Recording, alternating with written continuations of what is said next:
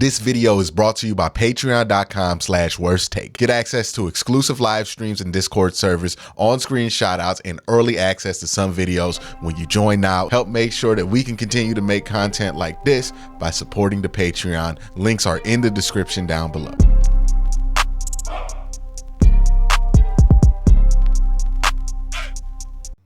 Was Elijah Moore last year underwhelming, or was he just a victim of circumstance?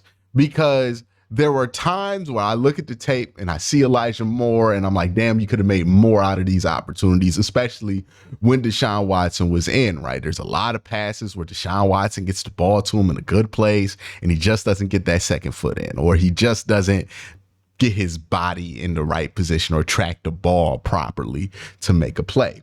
There are other times where I watch him and I go, oh, the offensive line sold you, right? You were ready to be open downfield. You had that double move set up, but the offensive line gave up a pressure. Somebody had to flee the pocket and you didn't get there. Or there are times where quarterback play sells him, especially between DTR and PJ Walker, right? PJ, it would be more about PJ just not seeing him or reading that half of the field that Elijah Moore was on. With DTR, it would be more about ball placement and velocity of the ball just being way more than it needs to be.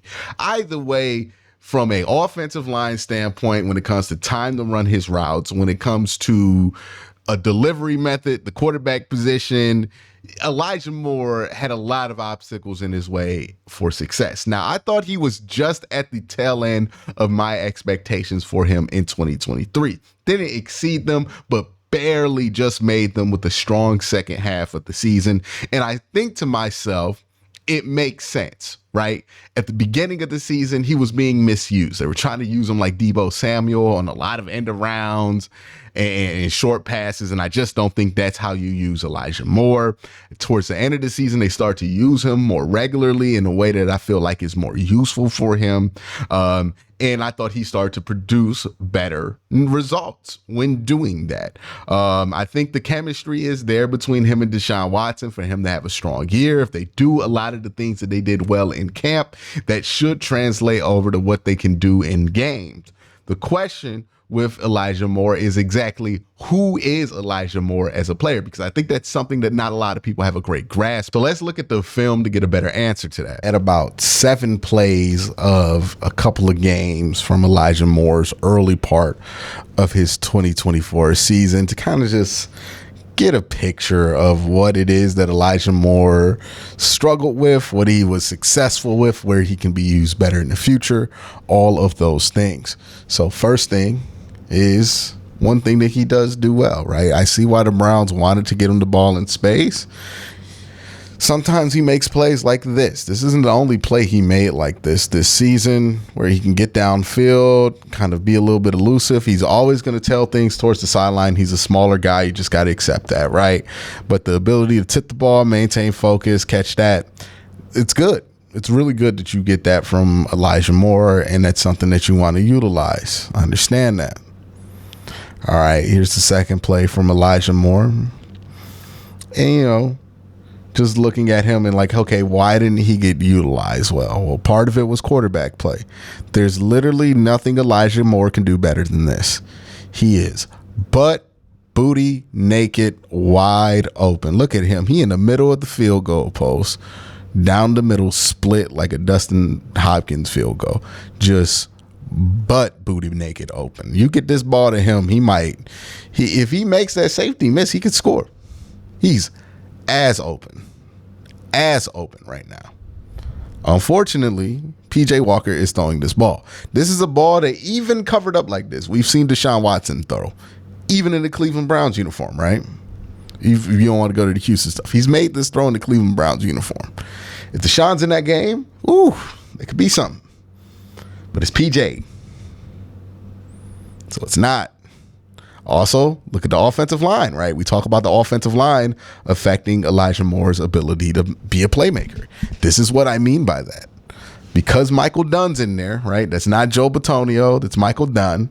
He gets washed, which collapses this pocket. And if that pocket just stays clean, even PJ could get him that ball.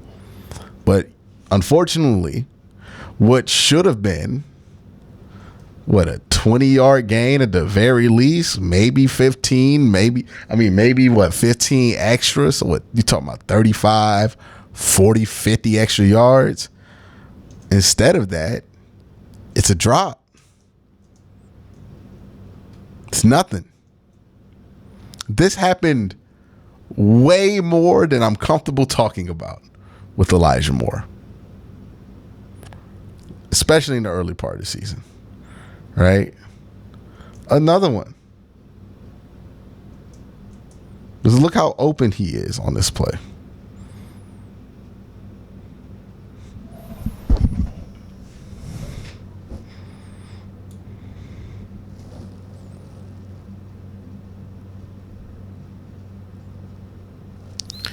You know, I had to do a double take at this, like, to be honest with you, because I thought it was the same exact play, but this is a different play.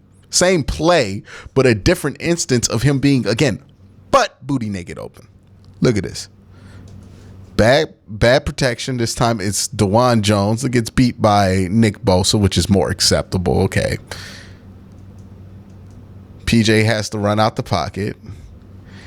But man, look how open Elijah Moore is. Look how open he's going to be before PJ even breaks the pocket, right? Because you have exactly what you want. The safety's trailing.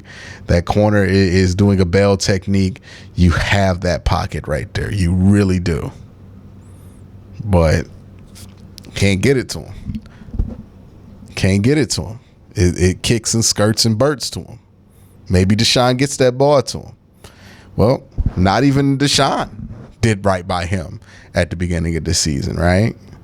This was one of the most disappointing things about the Pittsburgh game. You see here, the Browns get exactly what they want. I want you to watch the top side of the screen on the numbers and watch Elijah Moore. He gets right on that linebacker. That's exactly what they want. They want to match him up with the linebacker. That's why he's in the backfield. They want to get him one-on-one with the linebacker so they can hit this double move. And it works, right? You get that linebacker, boom, double move. Deshaun's about to throw it, but what happens? Wyatt Teller got cooked. And now Deshaun can't throw that ball. Look, Wyatt Teller just got cooked by Lario. Look at that. Look at that. Again, the offensive line matters for wide receivers too. Sometimes we only talk about with running backs and quarterbacks. It matters for wide receivers. He gets cooked. Deshaun can't throw that ball. That should have been a touchdown for Elijah Moore. Instead, it's not even a target. This right here is one that you want Deshaun to give him a much better ball at. Again, Wyatt Teller gets cooked. That affects the throw. But even then, you expect Deshaun to give a better ball than this, even under pressure, right? We can all acknowledge Wyatt Teller gets cooked. That definitely affects the throw, but Deshaun has enough time to make this throw and make it comfortably. I've seen him do it before and be on time and be on target. And instead, he completely whiffs this throw. Should have been, say it with me, 20 yards, but instead, it's incompletion. It's happened a lot to Elijah, unfortunately. This one, kind of on Elijah, right? Deshaun steps up, gets this ball out, beautiful ball, and Elijah just can't come down and get that other foot on it.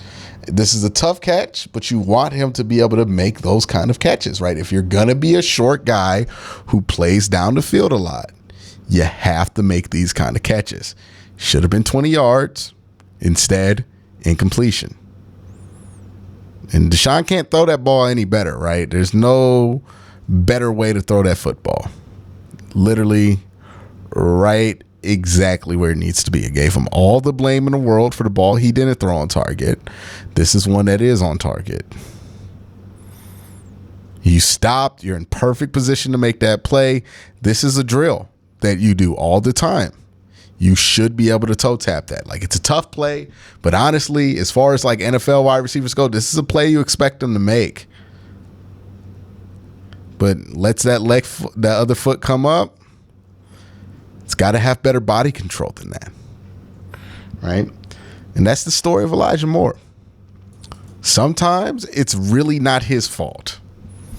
Sometimes he makes great plays. And sometimes it's kind of his fault. He is a bit of a mixed bag. Again, it's what you're going to get here when you're ranking in the late teens or in the early 20s. You're not going to get the best players on the team, but you're going to get guys who are role players, right? And I think that's what Elijah Moore is. He's more of a role player, but he's somebody who can play a significant role, get you some 20-yard chunks, get you some chunks downfield, get you some touchdowns on some double moves. These are things that I think Elijah Moore does legitimately bring to the table. It's just the offensive line has to play better, right? We saw 3 of these plays blown up by Wyatt Teller. You got to have more consistent quarterback play if you're going to want to get the most out of him. We saw, a couple of these plays. You just didn't get good throws by the quarterbacks. And that was something that was consistent with them with every quarterback that was out there this year. So those are the things that you worry about with him. Those are the things that you like about Elijah Moore. Let's get back to the video. Looks can be deceiving when it comes to Elijah Moore. You look at this guy, he's a wide receiver, he's under 6 foot, he's slight build, he's a very good athlete, very twitchy guy, and you think to yourself, oh, that's a slot receiver, right? Twitchy route runner, quick guy, short guy, slot. That's kind of how we kind of throw these wide receivers into spots or pigeonhole them. But that's not who Elijah Moore is. Elijah Moore is not somebody who's going to excel as a slot receiver. He never has. Where Elijah Moore excels is on the outside.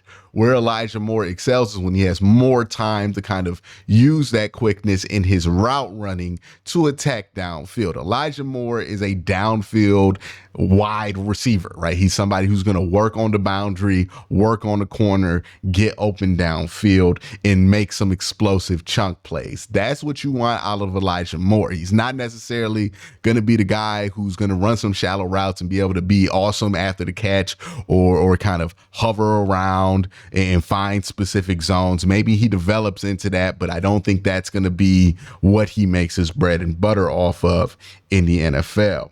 He might not be a high-level second option, right? And I think that's why the Browns made the move for Jerry Jeudy, because they see Jerry Jeudy as somebody who can be a high-level second option for the team. Where I see Elijah Moore really having a lot of use for this team is big play, big chunk. I think you're going to measure Elijah Moore's success more so in how you feel about he plays than how you read about he plays, right? Like he's going to be a guy that you're going to look at after the game and think, man, he balled out. But then you look at the stat sheet and you see like 3 receptions for 60 yards. But each of those receptions were 20-yard chunk plays that probably came at big times of the game, or maybe he gets one of those touchdowns off of Deshaun Watson where Deshaun kind of scrambles, he comes back to the ball.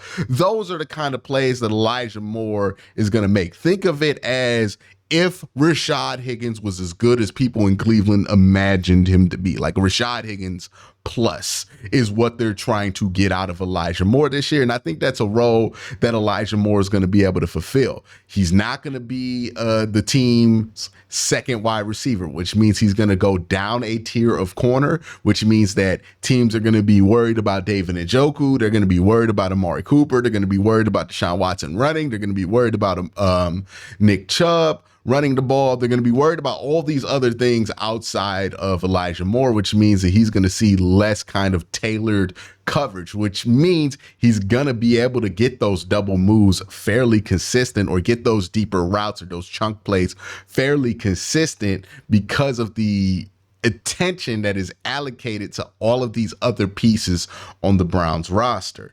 He falls in an interesting place because he's going to play a good role for this team. I don't know if that's a role that the Browns ultimately want to reward with a second contract at the end of the day, given what the prices are for wide receivers at this time. But I do think there is a pathway for Elijah Moore to be a very productive player for the Cleveland Browns this year. And I think this is how Elijah Moore gets there. And this is why I have Elijah Moore ranked number 19. But let me know what you guys think in the comment section down below. Y'all have a great day. Have an even better night. Peace.